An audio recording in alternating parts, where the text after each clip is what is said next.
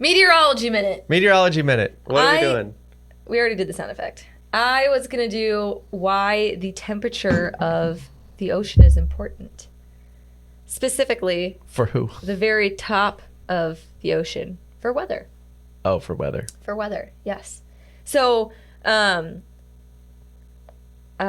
of the things that we pay very close attention to when it comes to meteorology data is the sea surface temperature. And I know it has an exact number associated with it. Like, it defines what the sea surface is, like how deep you go for it to be the surface. I don't remember what that exact number is. I could probably Google it. But basically, the temperature of the top of the water plays a big role because, especially with like tropical storms and hurricanes, they are fueled by warm water.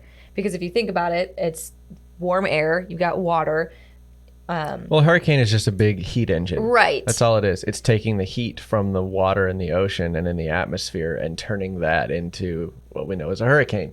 So the more heat, the bigger the storm can grow. Yep. And it's really dangerous when these storms move over really hot pockets of ocean water because that's just more heat available for the storm to generate and grow. Yeah.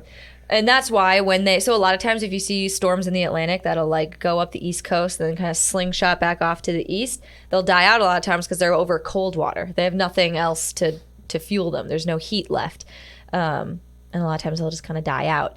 But yeah, that's probably one of the most important pieces of data, I'd say, in forecasting tropical weather is sea surface temperatures. That and wind shear, yeah. Yep. Between those two things, that's a big part of whether or not a storm is going to intensify or not. Yeah. Again, you should always refer to the National Hurricane Center.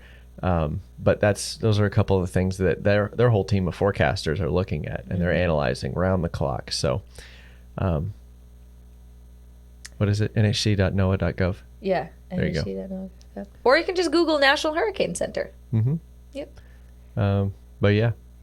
So little do you know that very thin top layer of the ocean. There's more heat under the water. There is. And we've been doing research with the Navy for a few years to try and marry. So the Navy has ocean models of like ocean currents and stuff like that. And they want to marry those models to the atmospheric computer models so that we can understand how the water and the air interact with each other.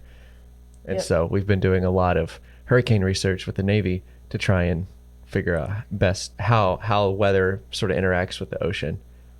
Yep. Really cool stuff. Very cool stuff. Very nerdy stuff. Very nerdy. But oh my gosh, like it's so good. Sitting through some of their like presentations where they explain all of their research from the end of the year, these are undergraduate students at the Naval Academy, and they're getting papers published as undergrads. So it's cool. Crazy, but it's awesome.